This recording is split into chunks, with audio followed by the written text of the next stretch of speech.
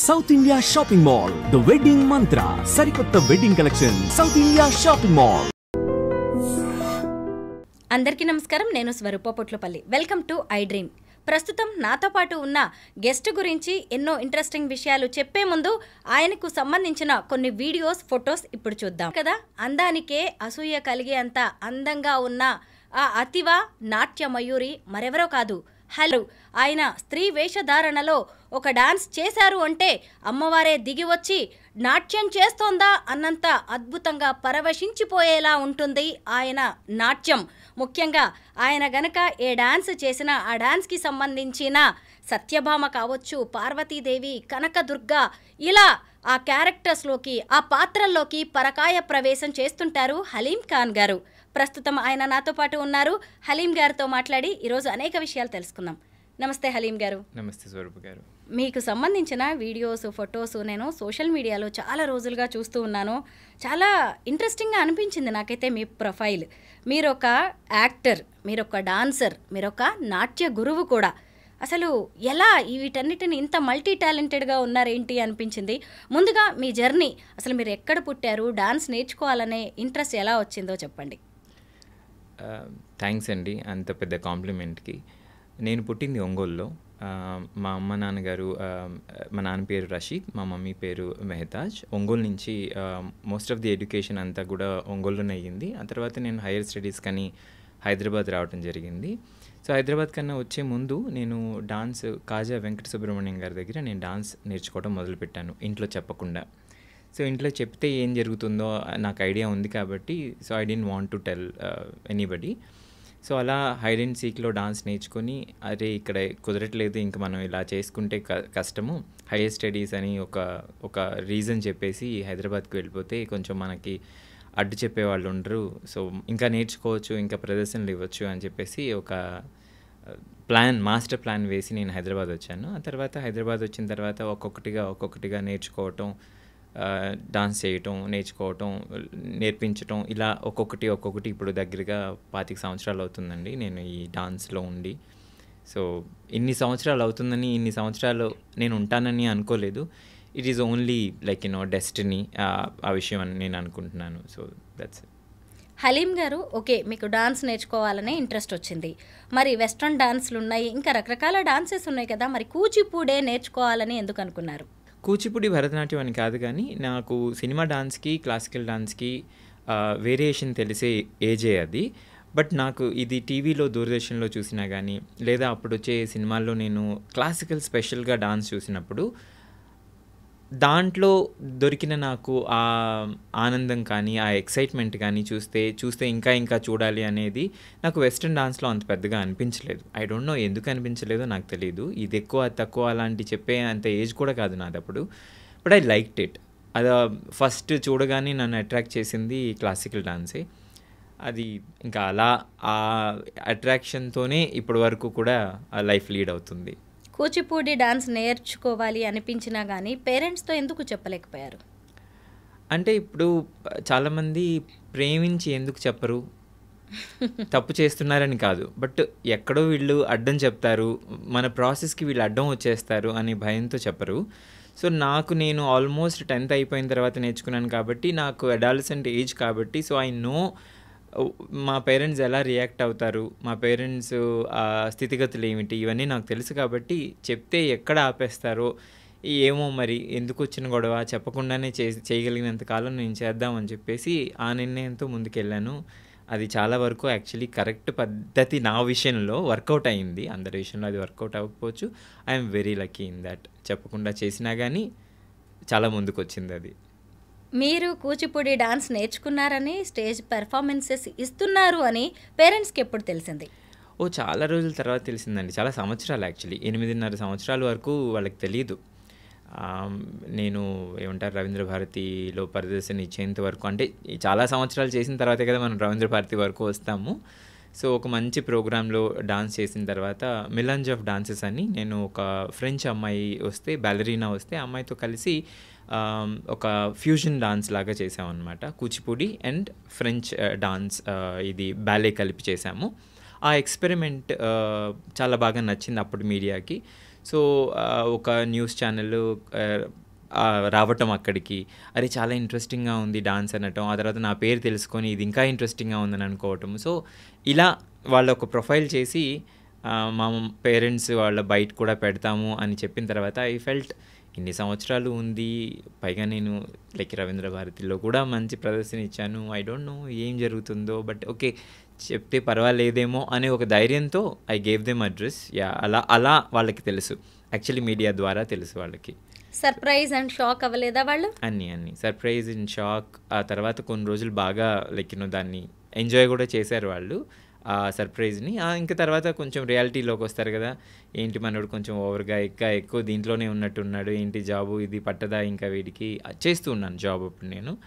So ఇంకా కదా, ఇంకా ఎప్పుడైతే నేను అనుకున్నానో చిన్నప్పుడు ఏదైతే అనుకున్నానో అది రియల్ అవుతూ ఉందన్నమాట. ఇంకా చాలే చేసావు కదా, ఇంకా ఆపేసేయి, ఇది మంది కాదు, తప్పు జరుగుతుంది, పరువు పోతుంది, ఇవన్నీ వన్ ఆఫ్టర్ ది అదర్ వస్తూ యాడ్ అయ్యాయి. బట్ యా చెప్పలేము మనం ఏమంటారు ఆన్సర్ కొన్నిటికి, ఎందుకు మనం ఇంకా చేస్తున్నాం అనేది నాకు తెలిసి నేను ఎందుకు చేస్తున్నాను, కానీ అంతే కన్విన్సింగ్గా అందరికీ నేను చెప్పలేను. మీరు డాన్స్ నేర్చుకోవడం ఒక ఎత్తు అయితే సరే, లలిత కళలు సంప్రదాయ నాట్యం ఇది, కానీ కూచిపూడి నేర్చుకోవడాన్ని మీ పేరెంట్స్ ఏం తప్పుపట్టలేదా? ముఖ్యంగా కూచిపూడి డాన్స్ అంటే హిందూ దేవుళ్ళ ఆరాధన ఉంటుంది, అందులో రామాయణం ఉంటుంది, భాగవతం ఉంటుంది, భామా కలాపం ఉంటుంది, ఇలా అంతా దేవుళ్ళ గురించే ఉంటుంది కదా, అప్పుడు పేరెంట్స్ ఏమనలేదా? అంటే పేరెంట్స్ అనుకుండా ఉండరండి, అంటారనే భయంతోనే అసలు చెప్పలేదు. వాళ్ళ వరి ఏంటంటే అసలు ఇవి ఎందుకు పనికిరావు కదా, అందులో మనం చేసేవి కాదు, అసలు ఎందుకు ఇంత తప్పు చేస్తున్నావు నువ్వు. పైగా మా నాన్న వచ్చి లైక్ అంత క్యాజువల్గా తీసుకునే విషయాలు కాదు ఆయనకి, అట్లీస్ట్ ఇలా రిలీజియస్గా ఆయన చాలా పట్టింపుగా ఉంటారు, చాలా సీరియస్గా ఉంటారు, and he's very devotional. So కర్మకాలి నాకే అలాంటి ఇంట్రెస్ట్ వచ్చింది ఆ ఫ్యామిలీలో నుంచి. So but I was stubborn, చెప్పాను, వాళ్ళు బాధపడ్డారు, అండ్ దెన్ అరే వాళ్ళకి అర్థం అయ్యేటలాగా నేను చెప్పలేకపోతున్నాను అని నేను ఇబ్బంది పడ్డాను. సో ఈ బ్యాక్ అండ్ ఫోర్త్ బాగా నలిగిన తర్వాత కొన్ని సంవత్సరాలు గడిచింది అది. ఆ తర్వాత they realised that it became a part of me, and ఇది టూ లేట్, ఇంకా మనం ఏం చేంజెస్ చేయడానికి. అండ్ వాళ్ళు కూడా రియలైజ్ అయ్యారు, చేస్తున్నది తప్పు కాదు, ఓకే మంది కాదు బట్ తప్పు కాదు, సో ఇంకా గౌరవంగా చేస్తున్న ఈ పనిని మేమెందుకు దీన్ని ఇది చేయాలి అని ఒక చిన్న రియలైజేషన్ వాళ్ళకు కూడా వచ్చింది. సో అప్పటి నుంచి ఇది ఎందుకు చేస్తున్నావు ఇలాంటివి మనం లైక్ అలాంటి క్వశ్చన్స్ రాలేదు, బట్ ఇనిషియల్గా ఫేస్ చేశాను, అండ్ దెన్ ఇప్పుడు రియలైజ్ అయ్యారు. ఐఎమ్ వెరీ హ్యాపీ ఆ విషయంలో. కానీ రియలైజ్ అవ్వంది జనాలు, ఇంట్లో వాళ్ళు రియలైజ్ అయ్యారు, కానీ బయట వాళ్ళకి ఇప్పటికీ చెప్తూనే ఉండాలి, లైక్ అవునా, ఎందుకు, ఎలా, అదేంటి, ఎలా చేస్తారు. సో ఇంత సర్ప్రైజింగ్గా అడుగుతారంటే నేను ఇంకా చాలా తక్కువ చెప్పాను. ఇప్పుడు ఇంటికి కొరియర్ వాళ్ళు ఎవరైనా వచ్చినా లేదా మన పేరుతో టాలీ చేసుకుంటారు, చుట్టూ ఏంటి విగ్రహాలు, ఇబ్బాయి ఏంటి రెంటెడ్ హౌసా. ఇక నేను యాక్చువల్లీ లైక్ అందరికీ చెప్పి అలసిపోయి నేను లైక్ కొంతమందికి ఇంకా ఆన్సర్ చేయడం కూడా మానేశాను. Like what ever it is, అన్నీ చెప్పాల్సిన అవసరం లేదు కదండి మన గురించి అంతా, మనం తప్పు చేయట్లేదు అన్నంత మనకు తెలుసు. కాబట్టి నేను పుట్టాను దీంట్లో, నాకు అది ప్రాణం అయ్యింది. సో దీనికి నేను ఎవరికి సంజాయిషి చెప్పాల్సిన అవసరం నాకు కనిపించలేదు. యాజ్ లాంగ్ యాజ్ నేను భయపడింది ఏంటంటే అమ్మా నాన్నలకి వాళ్ళ పరువుకి భయపడ్డాను. సో వాళ్ళకి కొంచెం చిన్నగా ఇబ్బంది ఏంటో, నేను ఎందుకు ఇంత ఇష్టపడుతున్నానో అర్థమైంది. సో ఇంకా మిగతా వాళ్ళకి అర్థమైనా అవ్వకపోయినా I think I don't care అని నేను ఇంకా దాన్ని అలా పక్కన పెట్టేసి నేను, నా డాన్సు, మా ఫ్యామిలీ. కూచిపూడి నాట్యం అంటే అందంగా పాదాలు కదిలించడమే కాదు, హస్తముద్రలే కాదు, ఎంతో అద్భుతమైన హావభావాలే కాదు, అది ఒక భగవత్ ఆరాధన. మరి మీరెలా చూస్తారు? దీన్ని ఒక డాన్స్లా చూస్తారా, లేదంటే ఒక దేవత ఆరాధనగా ఫీల్ అవుతూ ఉంటారా? ఎందుకు అంటే మీరు డాన్స్ స్టార్ట్ చేసేటప్పుడే భూమాతకి నమస్కరించాలి, నటరాజస్వామికి నమస్కరించాలి. ఇదంతా ఏదో డాన్స్ లాగా పైగా చేస్తే అయిపోయేది కాదు. మీ సోల్తో, మీ ఆత్మతో ప్రయాణించాలి దేవుడితో. మరి మీ అభిప్రాయం ఏంటి? కరెక్ట్‌గా చెప్పారండి. అంటే ఇది మనం కాళ్ళకి పని చెప్పాము, చేతులకి పని చెప్పాము అని అంటే అది వెస్టర్న్ డాన్సో లేకపోతే ఏ ఫ్యూజన్ డాన్సో ఏదో అయిపోతుంది. బేసిక్‌లీ క్లాసికల్ డాన్స్‌లా కనపడే క్లాసికల్ డాన్స్ కూడా ఉంటుంది. బట్ ఒక చిన్న మాటలో చెప్పాలంటే ఒకవేళ నేను నా ఆత్మని కనుక దీంట్లో ఇన్వాల్వ్ చేయకుండా చేసి ఉండుంటే నేను ఇన్ని సంవత్సరాలు దీన్ని డెడికేట్ చేసేవాడిని కాదు. దాదాపుగా 25 ఇయర్స్ దీంట్లో. ఇంకొకటి డాన్స్ నాకు ఇష్టం కాబట్టి డాన్స్‌తో ఏమొచ్చినా నాకు ఇష్టమే. పైగా అది నేను గురువు కూడా మీరన్నట్టు భూమాత, నటరాజు, గురువు. సో ఇవి చాలా ముఖ్యం మనకి దీంట్లో. వీటికి మనం అంటే వీళ్ళకి మనం ఇంపార్టెన్స్ ఇవ్వకపోతే మీరన్నట్టుగా ఆడియన్స్ పిచ్చివాళ్ళు కాదు. మన కళ్ళల్లో తెలిసిపోతుంది. మనం ఇలా చూస్తున్నామా, ఇలా చూస్తున్నామా అని తెలిసిపోతుంది. సో నేను ఇలా చూసి డాన్స్ చేసే పని అయితే ఈ పాటికి నేను ఇంటికి వెళ్ళిపోయేవాడిని. సో నేను భక్తి భావంతో చేస్తున్నాను. నా 2 చేతులు ఆత్మని కలిపి నేను సరెండర్ చేశాను కాబట్టే నేను దీంట్లో ఇంకా ఉండగలుగుతున్నాను, ఇంకా ఉండాలని అనుకుంటున్నాను. పక్కన వాళ్ళు చెప్పేది ఏంటంటే వాళ్ళకి మిడిమిడి జ్ఞానం అయ్యుండొచ్చు. అసలు జ్ఞానమే లేకుండా ఉన్న వాళ్ళకి మనం ఏం చెప్పినా లేదా మనం ఎంత శంఖం ఊదినా కానీ చెవిటివాడి ముందు వాడికి వినపడదు. సో తద్వారా మన ఎనర్జీ ఎందుకు వేస్ట్ చేసుకోవాలి అని చెప్పి నేను సరెండర్ అయ్యాను. బట్ మనుషులు సరెండర్ అవ్వలేదు. కూచిపూడి డాన్స్ని పూర్వకాలంలో పురుషులే నేర్చుకునేవాళ్ళు. అప్పుడు లేడీస్ కూడా నేర్చుకునేవాళ్ళు చాలా తక్కువగా ఉండేవాళ్ళు కాబట్టి ఆడ క్యారెక్టర్స్ కూడా వీళ్ళే మగవాళ్లే ఆడవాళ్ళుగా మేకప్ అంతా వేసుకుని చక్కగా అలంకరించుకొని నాట్యం చేసేవాళ్ళు.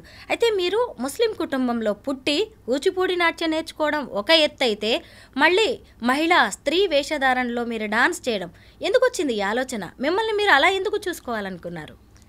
అసలు ఇది ప్లాన్ కాదండి. నేను మామూలుగానే నార్మల్గానే డాన్స్ చేస్తుండే. యాజ్ హలీం ఖాన్ లాగానే డాన్స్ చేస్తుండే. కాకపోతే ఒక ప్రోగ్రామ్ కోసం మా మాస్టర్ గారు చెప్పడం జరిగింది, ఇలా ఒక పార్వతిగా చేయాల్సి వస్తుంది, ఒక ప్రోగ్రామ్ ఉంది అని చెప్పి. నేను భయపడ్డాను, ఇనిషియల్గా భయపడ్డాను. కానీ ఈ సాంప్రదాయం గురించి నాకు తెలుసు కాబట్టి ఎప్పుడైనా సరే ఒక్కసారైనా ట్రై చేయాలి ఇలాంటివి అని చాలామందికి ఉంటుంది లోపల. అంటే ఒక ఆర్టిస్ట్కి ఇది ఒక సుప్రీం టెస్ట్. డాన్స్ ఒక క్యారెక్టర్లో ఇన్వాల్వ్ అవ్వటం వేరు, మొత్తం మీ జనరే మార్చి చేయటం వేరు కన్విన్సింగ్గా. సో నాకెందుకో ఛాలెంజింగ్గా అనిపించింది, అట్ ద సేమ్ టైం భయంగా కూడా అనిపించింది.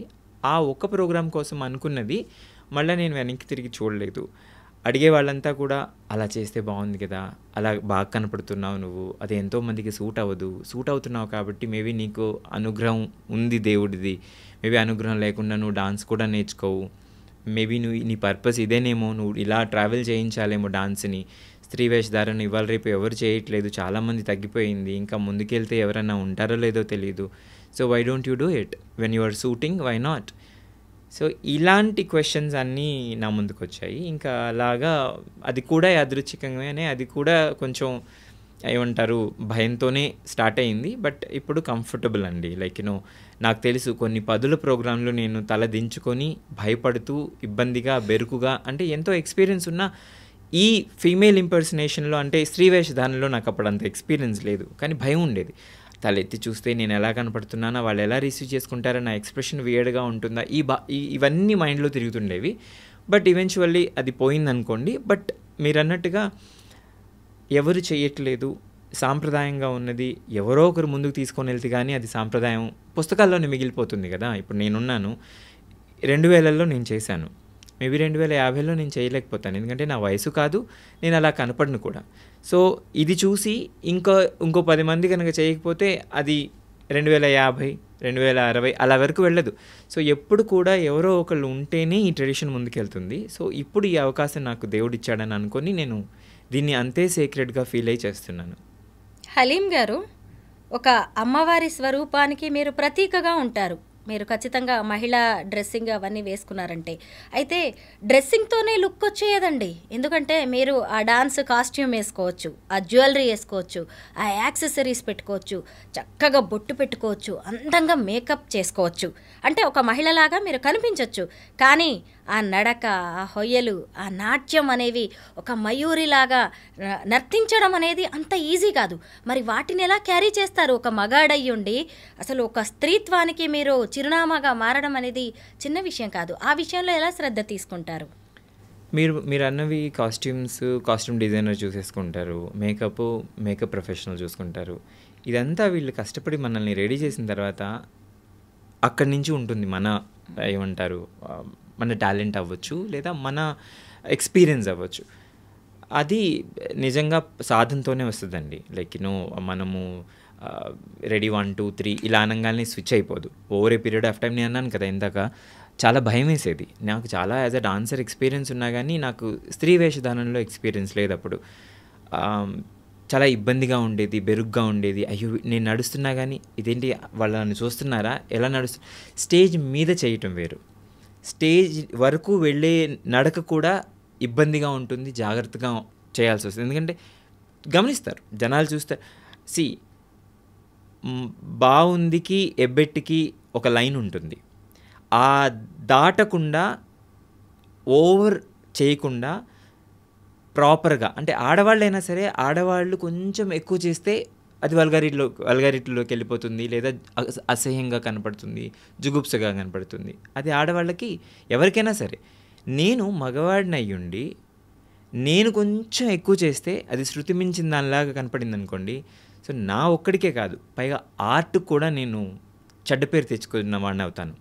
సో కుర్చీ నుంచి లేచిన తర్వాత స్టేజ్ వరకు వెళ్ళేటప్పుడు వరకు మనం జనరల్గా తలదించుకొని పొందికగా ఏ ఆలోచన లేకుండా నేను చేసేబోయే ఏదైతే ఆ పాట ఉందో, లేదా ఏదైతే చేయబోతున్నానో దాని గురించి ఆలోచిస్తూ జాగ్రత్తగా స్టేజ్ వరకు, ఆ పోడియం వరకు వెళ్ళి అక్కడి నుంచి ఇంకా ఆ పాత్రలోకి వెళ్ళటం.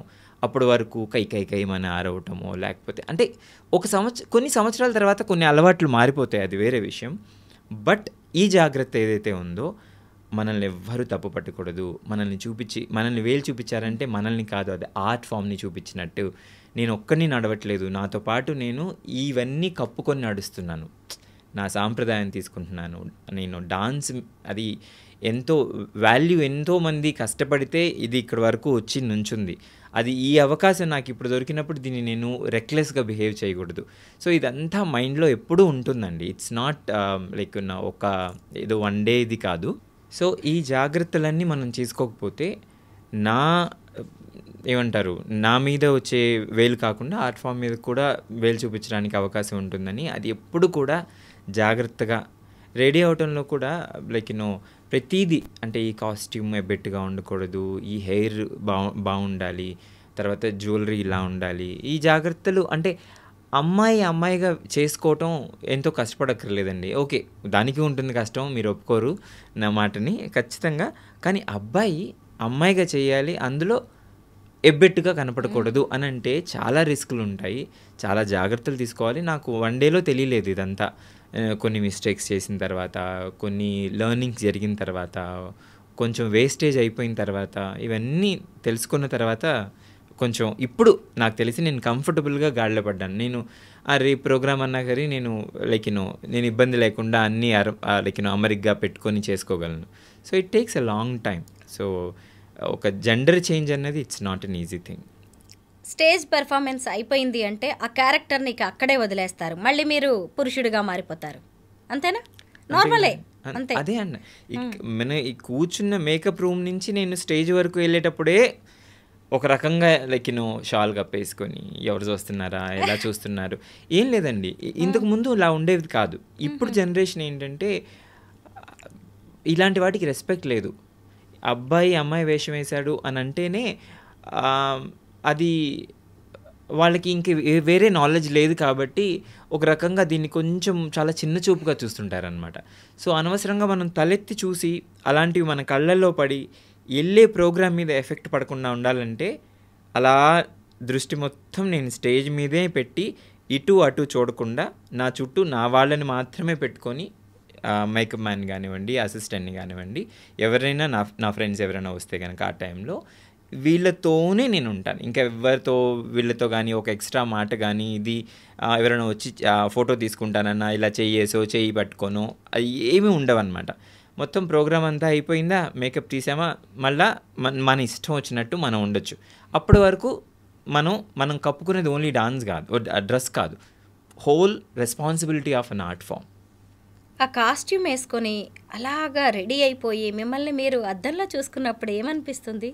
ఏ పిన్ ఊడకుండా, ఏ నగ కింద పడకుండా, సో ఏది ఇయర్ రింగ్ ఊడకుండా, సో ఇలాంటివన్నీ ఇట్స్ లైక్ అ ప్రేయర్ అనమాట. అన్నీ కరెక్ట్గా ఉన్నాయా, ఒకటికి 4 సార్లు, నేను 10 సార్లు మేకప్ మ్యాన్లకి విసుగొచ్చేసార్లు నేను చెక్ చేయించుకుంటాను. లైక్ ఇది ఇలా ఉంది, ఇలా. ఐ యామ్ అ పర్ఫెక్షనిస్ట్ ఆ విషయంలో. నాకు నా మేకప్ వాళ్ళు చెప్తారు, అన్నయ్య 10 మంది అమ్మాయిలను రెడీ చేయొచ్చు, నువ్వు ఒక్కసారి రెడీ అవి అలా వెళ్తానికి 10 గర్ల్స్ లిటరలీ రెడీ అయిపోతారు వాళ్ళు. నేను 4 గంటలు తీసుకుంటాను, అప్పటికి టక్క టక్క టక్క రెడీ అయిపోతారు అమ్మాయిలు. కానీ నేను చాలా శ్రద్ధ తీసుకోవాలి దాంట్లో. అంటే అబ్బాయి అమ్మాయిగా చేయటం అనే కాదు, నా ముందు నుంచి ఒకటేనండి, చేసే పనిని ఇలా వేలెత్తి చూపించొద్దు అని. ఇప్పుడు నాకు తెలిసిన పని ఇది ఒక్కటే. ఇప్పుడు మీ పనిలో మిమ్మల్ని ఎవరైనా వేలెత్తి చూపిస్తే మీకు నచ్చదు కదా. సో అలాంటిదన్నమాట. నన్ను ఎవ్వరూ పైగా నేను ఎక్కడి నుంచి వచ్చాను, నా బ్యాక్గ్రౌండ్ ఏంటి, ఇది ఇంకా ఈజీ అవుతుంది జనాలకి. నన్ను రాళ్లతో విసరటానికి చాలా ఈజీ అవుతుంది వాళ్ళకి. వీళ్ళకేమొచ్చు, వీళ్ళేదో అలా ఉండకుండా పక్కన వాళ్ళకన్నా నేను ఎక్స్ట్రా అవర్ కష్టపడాలి దాని మీద. బయట జరగకూడదు, బొట్టు ఎలానే ఉండాలి, ఎలాంటిది ఉండాలో అలాంటిదే ఉండాలి, హెయిర్ ఎలా ఉంటే అలా, విగ్ అటు ఇటు అవ్వకూడదు. ఎంతో శ్రద్ధ పెడితే కానీ, ఎన్ని గంటలు ఉంటే కానీ మనం స్టేజ్ మీద ఉండదు. సో అలాంటి డెఫినెట్గా పడుతుంది మనకి. ఇయర్ రింగ్స్ పెట్టుకోవడానికైనా 2 చెవులు కుట్టించుకున్నారా? చాలా సంవత్సరాల తర్వాత ఆ ధైర్యం చేశాను. ఫస్ట్ చాలా ఊడిపోయేవండి, నేను చాలా బాధపడ్డాను. ఇంత కష్టపడి ప్రోగ్రామ్ ఆర్గనైజ్ చేస్తున్నారు, ఇంత కష్టపడి నేను ఇంత దూరం వస్తున్నాను, ఇదేంటి ప్రోగ్రామ్ మధ్యలో ఇలాంటివి, అది ఊడిపోవటం ఇది ఊడిపోవటం. సరే మెడలోంచి నగ ఊడిపోయిందనంటే సరే, అది నా చేతుల్లో లేని విషయం అనుకోవచ్చు. చెవిలో నుంచి అంటే అందరికీ చాలామందికి ఉంటుంది ఇలాగ చెవి పీర్సింగ్. నేను వచ్చిన సాంప్రదాయంలో నాకు అది లేదు. సరే ఇదైతే పర్మనెంట్గా ఉండేవి, స్టేజ్ మీద కాదు, స్టేజ్ తర్వాత కూడా నేను క్యారీ చేయాలి ఇవి. సో చాలా సంవత్సరాలు ఆలోచించి నేను 2017లో నేను చేయించుకున్నాను ఇది. చాలా సంవత్సరాలు వెయిట్ చేసి ఇంకా సరే వద్దు, అది కూడా మనం ఏమంటారు ఇంత పర్ఫెక్ట్గా ఆలోచిస్తున్నప్పుడు అది కూడా చేద్దాము. So what ever it takes to the dance. ఒక మేల్ అయ్యుండి ఇలాగా ఫీమేల్ క్యారెక్టర్స్లో అది కూడా సంప్రదాయ కూచిపూడి నాట్యం చేయడం అనే దాని గురించి మీరు ఎలాంటి విమర్శలు, కామెంట్స్ ఎదుర్కొన్నారు? ఎందుకంటే సొసైటీ ఇంత పాజిటివ్గా చూస్తుందని మనం ఎక్స్పెక్ట్ చేయలేం. ఇప్పటిదాకా మీరు ఎంత పడ్డారో, దాని గురించి ఎంత ఆలోచించారో మీ మాటల్లోనే అర్థమైంది. ఎలాంటి కామెంట్స్, విమర్శల్ని మీరు వినాల్సి వచ్చింది? ఒకటి, రిలీజన్ మీద పడిపోతారండి. ఫస్ట్ ముస్లిమ్స్ అందరు మర్డర్లు చేయడానికి వచ్చారు, లేకపోతే ముస్లిమ్స్ అంతా మటన్ కొట్టుకునే షాప్స్లోనే ఉంటారు, లేకపోతే ఏ కూరగాయలు అమ్ముతారో, లేకపోతే దొంగతనాలు చేస్తారో, ఏ టెర్రరిజంలోనే ఉంటారో. I don't know, it is a notion అండి. నేను కూడా నా కళ్ళతో చూస్తే నాకు దొరుకుతారు. లైక్ ప్రతి మతంలో ఉంటారు, అది ఒక మతం అని కాదు. కానీ ఏంటంటే చులకన చేయడానికి చాలా ఈజీగా నేను టార్గెట్ అయిపోతాను అనమాట. చూసి డాన్స్ బాగుందా బాగాలేదా అనేంత నాలెడ్జ్ వాళ్ళకు ఉండదు. పేరు విని దాన్ని కొంచెం డిమీనింగ్గా మాట్లాడటం కానీ, లేకపోతే వీళ్ళకి ఏం తెలుసు, ఏదో యాక్ట్ చేస్తూ ఉన్నాడు అంటే. ఇప్పుడు ఫర్ ఎగ్జాంపుల్ ఈ ఇంటర్వ్యూ లాంటిలో క్వశ్చన్స్ అడగటం కూడా, ఏం డాన్స్ ఉంది, ముస్లిం డాన్స్ చేస్తున్నారు కాబట్టి తీసుకొచ్చి ఇంటర్వ్యూ చేస్తున్నారు, నా కష్టం ఎవరు చూడరు. For them it is so easy.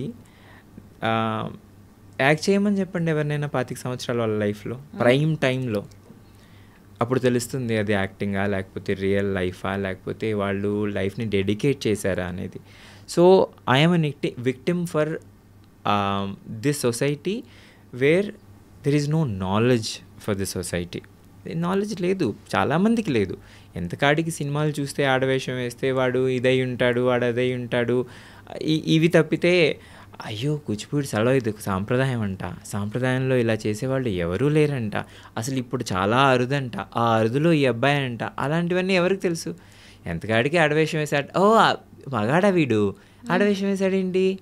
So చాలా చాలా ఈజీగా నోరు పారేసుకోవడానికి నేను చాలా టార్గెట్ ఆ విషయంలో. బట్ అది ఎఫెక్ట్ చేస్తుంది ఇనిషియల్గా, డెఫినెట్గా చాలా హర్టింగ్గా ఉంటుంది. బట్ చూసి విని ఎక్కడో మనం కూడా స్టోన్ అయిపోతాం కదా. ఇంకా ఎంతమందికి మనం చెప్తాము, ఎంతమంది నాలెడ్జ్ ఉన్నవాళ్ళు మాట్లాడతారు ఒక రకంగా, నాలెడ్జ్ లేనివాడు ఇంకో రకంగా మాట్లాడతాడు. ఇద్దరు మాట్లాడేది ఎవరికి నోరు ఊరుకోదు. అది అలా ఇచ్చింగ్గా ఉంటుందన్నమాట. ఏదో ఒక మాట అనేసేయాలి, ఏదో ఒకటి తోసేయాలి మనుషుల మీదకి అని.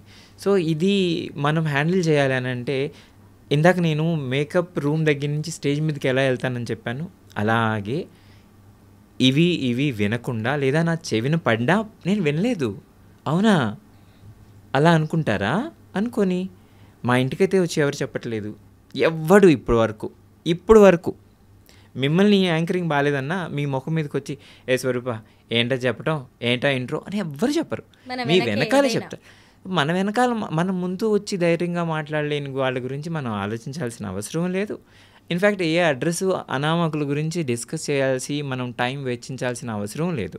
ఐ ఫెల్ట్ ఇప్పుడు కాదు, నేను సినిమాలు చేసినా లేదా నేను అసలు డాన్స్ ముట్టుకునేటప్పుడే నాకు ఇంత తెలియకపోయినా ఎక్కడో ఒక ధైర్యం, నేను తప్పు చేయట్లేదు. సో నేను ఇంట్లో వాళ్ళకే చెప్పలేదు, నేను నీకెందుకు చెప్తాను answer. So I care no damn about anything. నేను డాన్స్ చేస్తున్నాను, నేను ఎలాంటి మంచి పని చేస్తున్నాను, ఎలాంటి తృప్తికరమైన పని చేస్తున్నాను నాకు తెలుసు. అది నాకు తెలిస్తే చాలు, నా లైఫ్లో నేను గొప్ప పని చేస్తున్నాను అని నా ఉద్దేశం. అది చాలామంది అన్నారు, చాలామంది అనుకున్నారు, కొంతమంది అనుకోకపోతే అది మీ కర్మ, నేనేం చేయలేను. ఇప్పుడు మీ లవ్ ప్రపోజల్స్, మ్యారేజ్ గురించి మాట్లాడుకుందాం. ఇంత మెచ్యూర్డ్గా, ఇంత హ్యాండ్సమ్గా ఉన్న హలీం ఖాన్ గారికి ఖచ్చితంగా ఎవరైనా పడిపోయే ఛాన్స్ ఉంది. అలాగే స్టేజ్ పెర్ఫార్మెన్స్లో అంత అందంగా మహిళలా కనిపిస్తున్నా కానీ మిమ్మల్ని ఇష్టపడే వాళ్ళు చాలామంది ఉంటారు. ఏవైనా లవ్ ప్రపోజల్స్ వచ్చాయా? పెళ్ళి సంగతి ఏంటి? పెళ్ళి సంగతి ఈవెన్చువల్గానే నాకు తెలుసండి. నేను ఏమంటారు, ఎందుకో ఓవర్ మెచ్యూరిటీ వచ్చేసింది 25లో నుంచే నాకు తెలుసు. If I'm taking this seriously నాకు కష్టం అవుతుంది ఫ్యూచర్లో మ్యారేజ్ విషయం అనేది. అండ్ ప్లస్ నేను సోలోగా ఉండటం ఇష్టము, ఇలాంటివన్నీ ఈ మధ్య కాలంలో ప్రాబబ్లీ నాకు అలవాటైనవి. బట్ సమ్హౌ నాకు తెలుసు I'm not meant for this marriage అని నా ఎందుకో ఒక రకమైన ఇది. ఎలాగైతే ఒక గుడ్డిగా నాకు డాన్స్ ఇష్టము, దీంట్లో నేను లైఫ్ ఇచ్చేయచ్చు అని నేనైతే అనుకున్నాను, అలాగే ఇది నాకు కాదు, పెళ్ళి నాకు సెట్ అవ్వదు, పెళ్ళి నాకు సంబంధించింది కాదు, ఇవాళ నేను లేచి నాకు ఉన్నట్టుగా ఉండాలి, అనుకున్నది చెయ్యాలి, లేదా నేను అనుకున్న దాంట్లో లైక్ నన్ను నేను మలుచుకోవాలని అంటే ఐ ఫెల్ట్ మెడలో నాకు ఒక కష్టంగా ఇంకో బండ కాకుండా నేను కొంచెం లైట్ వెయిట్గా ఉండాలంటే నేను సోలోగా ఉంటే బెటర్ అని అనిపించింది. ఐ డోంట్ నో, నాకు అప్పుడప్పుడు అనిపిస్తుంది whether I have done a good thing or a bad thing, నాకు తెలీదు. So far this is a right choice అని నాకు అనిపిస్తుంది. ఇంకా ఫ్యూచర్లో చాలా ఇంకా ఇంట్లో కూడా అంటారు, ఫ్యూచర్లో నీకు తెలిసినా దెర్ ఈజ్ నో యూజ్ అని. So be it. ఫ్యూచర్లో డాన్స్ గురించి కూడా అంతే అనుకున్నాను. నేను నా ప్రైమ్ లైఫ్ టైం నేను ఇచ్చేటప్పుడు అరే వెనక్కి తిరిగి నేను జాబ్ చేసి ఉంటే, మిగతా వాళ్ళలాగా ఉంటే ఇలా టేల్ ఉండవు. ఇంకా నువ్వు ఇచ్చిన తర్వాత ఇచ్చేసావంతే లైఫ్. సో నేను ఇలా ఉండాలి, సోలోగా ఉండాలి అని డిసైడ్ చేసిన తర్వాత దాంట్లో మైనస్లు ఉంటాయి, I know it. But it is okay. ఆ మైనస్లకి రెడీ అయ్యే కదా డాన్స్లోకి వచ్చాను, ఆ మైనస్లకి రెడీ అయ్యే నేను సోలోగా ఉండాలనుకున్నాను. ఏదైనా సరే ఎండ్ ఆఫ్ ది డే ఒక లైఫ్ మనకి తప్పులో ఒప్పులో చేస్తేనే కొన్ని తెలుస్తాయి. ఇప్పుడు చేస్తున్నాను, దీని ద్వారా తెలుసుకుంటే తర్వాత తెలుసుకుంటానేమో. As of now there is nothing that's out. అంటే మీరు నాకు తోడక్కర్లేదు, ఇలాగే ఒంటరిగా ఉండిపోవాలని డిసైడ్ అయ్యారు. దానికి కారణం మీరు ఎంతో ఇష్టపడ్డ ఈ కూచిపూడి నాట్యమా, లేదు అంటే అది మీకు స్వతహాగా వచ్చిన ఫీలింగా? రెండు అనుకుంటానండి. ఇప్పుడు డాన్స్లోకి వచ్చి పెళ్లి చేసుకొని వాళ్ళు ఎవరు ఉండరు. చాలామంది ఇప్పుడు మా మాస్టర్ గారు ఉన్నారు, నాకు డాన్స్ నేర్పించిన వాళ్ళే పెళ్లి చేసుకుని ఉన్నారు, పిల్లలతో ఉన్నారు.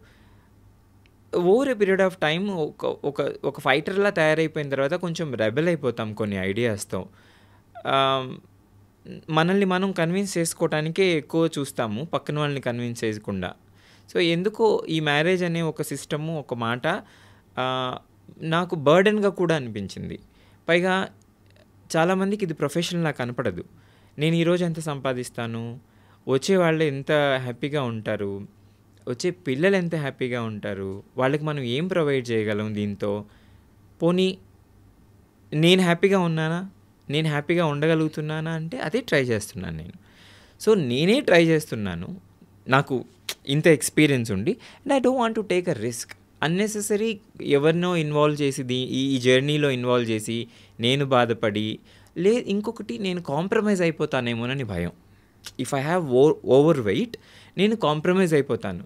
సో నాకు కాంప్రమైజ్ అవ్వటం అస్సలు ఇష్టం లేదు. నేను చేసే ఈ పనిలో నేను ఇది ఒక్కటే చేస్తాను బాగా, నాకు ఇంకొకటి రాదు. నాకు వంట వార్పు రాదు, నాకు చదువు ఉన్నా I don't really have an interest on that. ఇప్పుడు యాజ్ గుడ్ యాజ్ చదువు లేనట్టే, ఎందుకంటే I have never used my skill on that. So నేనేమన్నా ఫ్లైట్ నడుపుతానా, నాకు ఇంకెట్టి ఏమీ రాదు, ఇంకొక స్కిల్లే లేదు. నా స్కిల్ టైం మొత్తం అంతా డాన్స్ మీద పెట్టాను. సో నాకు ఇంకో బరువు వద్దు, నేను చాలా లైట్ వెయిట్గా నేను ఎగరగలిగినంతసేపు నేను ఎగరాలి ఈ క్లౌడ్స్లో.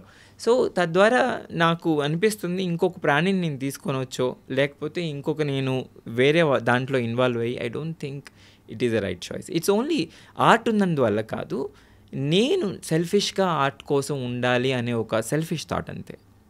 మీరు డాన్స్తో పాటు ఇంకా ఏం చేస్తూ ఉంటారు? డాన్స్తో పాటు నాకు అప్పుడప్పుడు మూవీస్లో అవకాశాలు వచ్చినప్పుడు మూవీస్లో చేస్తుంటాను. నేను డాన్స్ నేర్పిస్తూ ఉంటాను. డాన్స్ ఆబ్వియస్లీ కొత్తగా ఏం చేయాలి అని ఎక్స్పెరిమెంట్లు అవి ఆలోచిస్తూ ఉంటాను. సో డాన్స్ చుట్టే మోస్ట్లీ లైఫ్ ఉంటుంది. డాన్స్ చేయనప్పుడు అంటారా ఇంకా అందరిలాగే సినిమాలు, లేకపోతే ఏ టీవీ చూసి ఎంజాయ్ చేయటము, మ్యూజిక్ చూసి ఎంజాయ్ చేయటము, మిగతా వాళ్ళలాగా పాలిటిక్స్ చూసి బాధపడటము, ఆనందపడటము, నార్మల్ లైఫ్ అంతే. So there is nothing special. నాకు ఇది చెప్పాను కదా ఇందాక, ఇది తప్పితే నాకు ఇంకోటి రాదు. నా దగ్గర నుంచి డాన్స్ తీసి పక్కన పెడితే నేను పెద్ద సున్నా, నాకు ఇంకేమి రాదు కూడా. ఏ మూవీస్లో యాక్ట్ చేశారు? నేను నువ్విలా అనే ఒక మూవీలో నా ఇంట్రడక్షన్ ఉండిందండి. 2012లో నా ఫస్ట్ మూవీ అది. ఆ తర్వాత ఆమె అతడైతే అని లీడ్ రోల్ చేశాను. నువ్విలాలో కూడా వన్ ఆఫ్ ది లీడ్గా చేశాను. ఇదైతే ఇంకా మొత్తం ఇంకా భామనే సత్యభామనే లాంటి మూవీ అనమాట, ఆమె అతడైతే అనేది. సో అది చేశాను. కొన్ని ఫిల్మ్స్ చేశాను, అది గూగుల్లో ఉంటాయి. ఇట్స్ ఎంబారసింగ్ మనం చేసిన పనులు ఇంకా మనం లిస్ట్ చెప్పుకోవటము. కొన్నే చేశాను. వాట్ ఐ ఫెల్ట్ నాకు కొంచెం మంచిగా అనిపించి, నా పర్సనాలిటీకి ఇది ఎఫెక్ట్ అవ్వదు అనుకున్నవి కొన్ని చేశాను. సో ఇప్పుడు కూడా నేను ఒక మూవీకి రిలీజ్గా ఉంది, దానికి వెయిట్ చేస్తున్నాను. So it's dance, acting, dance teaching. మీరు ఒక నాట్య గురువు, డాన్స్ టీచర్. ఇప్పటి వరకు ఎంతమంది స్టూడెంట్స్కి డాన్స్ నేర్పించారు? ఇది చాలా ట్రిక్కీ ఆన్సర్ అండి. ఎందుకనంటే నేను డాన్స్ నేర్చుకున్నది డాన్స్ చేయటానికని ఎక్కువ సంవత్సరాలు నమ్మాను. అలా మధ్య మధ్యలో నేను డాన్సులు నేర్పిస్తూనే ఉన్నాను. ఒక ప్లేస్ తీసుకుని డాన్స్ నేర్పించాలి అన్నది నాకు ఈ మధ్య కొంచెం గట్టిగా అనిపిస్తుంది. బట్ ఇప్పటి వరకు వర్క్షాపుల్లో కానివ్వండి, లేకపోతే నేను అడపాదడపా వెళ్ళిన చోటల్లా నేర్పించింది కనుకుంటే దాదాపుగా ఒక 1000 మంది ఈజీగా అయిపోయి ఉంటారండి. 1000 మంది పిల్లలకి నేను డాన్స్ నేర్పించాను అని చెప్పగలను, ఏ సంకోచం లేకుండా. మీరు ఇప్పటి వరకు ఎన్ని డాన్స్ ప్రదర్శనలు ఇచ్చారు? ఏ దేశాల్లో ఇచ్చారు? మీకు ఎలాంటి అవార్డులు, రివార్డులు, పురస్కారాలు వచ్చాయి? ముఖ్యంగా ఎలాంటి బిరుదులు వచ్చాయి? అంటే ఈ రివార్డులు కాదు, అవార్డులు అన్నది ఇన్ని సంవత్సరాలు ఉన్నాం కాబట్టి ఏదో ఇంకా మన కష్టాన్ని చూసి కొంతమంది నచ్చి కొన్ని అవార్డ్స్ ఇస్తారు. యాక్చువల్లీ గుర్తుపెట్టుకోనండి స్పెషల్లీ నేను, ఎందుకనంటే ఇవన్నీ చాలా కళ్ళు తలకెక్కే కొన్ని విషయాలన్నమాట. షాలు ఒంటి మీద కప్పిన తర్వాత మనం జాగ్రత్తగా ఉండకపోతే అదే శాపం అవుతుంది అనమాట. సో మెడలో దండ, ఒంటి మీద షాలు కప్పినప్పుడు వాటికి చాలా భయంగా ఉండాలి మనం. అవి వచ్చిన తర్వాత మనం తల కొంచెం విసిరేసిన, కొంచెం మనకి అవార్డులు వచ్చేసాయి, ఇంకా మనం రాజా, మనం కింగ్, మనం చాలా సూపర్ సీనియర్స్ అయిపోయాము, ఇలాంటి ఆలోచనలు మనకు వచ్చాయి అని అంటే కొంచెం, అందుకని ఏ అవార్డు వచ్చినా అది షెల్ఫ్లోకే వెళ్తుంది. అది ఓన్లీ రాసేటప్పుడు మాత్రమే ప్రొఫైల్లో ఉంటుంది. బట్ నాకు నచ్చినది మా మాస్టర్ గారు నాకు ఇచ్చిన సాత్రాజితి అవార్డు అనమాట. సాత్రాజితి అంటే స్పెషల్గా ఫీమేల్ ఇంపర్సనేషన్ చేసే వాళ్ళ కోసము ఇన్వెంట్ చేసిన, అంటే సత్యభామకి ఇంకొక పేరు అనమాట సాత్రాజితి అని చెప్పేసి. సాత్రాజితి అని ఒక అవార్డు ఇచ్చారు. అది చాలా నాకు మంచిగా అనిపించింది. గురువు దగ్గర నుంచే ప్రశంస రావటం చాలా ఒక మంచి విషయము. ఇంకా మిగతా వాళ్ళ దగ్గర నుంచి మనం నాట్య మయూరి అనుకున్నా, లేకపోతే నృత్య తపస్వి అనుకున్నా, ఇలాంటివి చాలానే ఉన్నాయి. బట్ నాకు నచ్చినది సాత్రాజిత్ అవార్డు. ఇప్పటి వరకు ఎన్ని స్టేజ్ పెర్ఫార్మెన్సెస్ ఇచ్చారు? వేరు కంట్రీస్ కూడా వెళ్తుంటారు కదా మీరు? అవును. సో కొన్ని కంట్రీస్లో ఇచ్చాను. అంటే ర్యాండమ్గా మళ్ళీ వాటికి వెళ్తాం కాబట్టి America, Canada, Dubai, Singapore, Malaysia, Pakistan కూడా ఒకసారి వెళ్ళాను. అది వరమో శాపమో అయ్యింది. వెళ్ళిన ప్రతి ఎంబసీలో అది ప్రాబ్లం అవుతుంది. వెళ్ళిన పోర్ట్ ఆఫ్ ఎంట్రీ దగ్గరల్లా అది చాలా హెడేక్ వస్తుంది స్టాంప్ ఉన్నందువల్ల. బట్ ఏం చేస్తాం, ఆ టైంలో ఇట్ వాజ్ మేము కల్చరల్ రిప్రజెంటేటివ్గా ఒక డాన్స్ చేయడానికి వెళ్ళాము. బట్ అందరూ అది ఏం చూడరు కదా, పైగా నా పేరు హలీం ఖాన్ అని. సో ఇలాగా అది కలిపేస్తారనమాట. సో డాక్టర్ హలీం ఖాన్ ఎలా అయ్యారు? నేను ఎంబీఏ చేశానండి. ఎంబీఏ డిస్టెన్స్లో చేశాను. ఇంకేం తెలుసు కదా, ఇంకా ఫుల్ టైం డాన్స్లో ఉన్నప్పుడు మనకి కుదిరే విషయాలు దీంట్లో. ఇంకా అమ్మా నాన్నలకి ఇంకా లేదు, అట్లీస్ట్ మినిమం పీజీ చేసుకోకపోతే ఇంకా ఏం తింటావు, ఏం చేస్తావని ఇంకా సరే కష్టపడి నేను అత్యవసర మార్కులు అంటారు కదా, సో అలాంటివితో ఎంబీఏ ఫినిష్ చేశాను. ఆ తర్వాత డాక్టరేట్ అన్నది ఇది నేను ఏమంటారు గౌరవ డాక్టరేట్ అంటారండి. చాలా సంవత్సరాలు ఈ దీంట్లో ఉన్నందుకు, చాలా సంవత్సరాలు నేను డాన్స్ని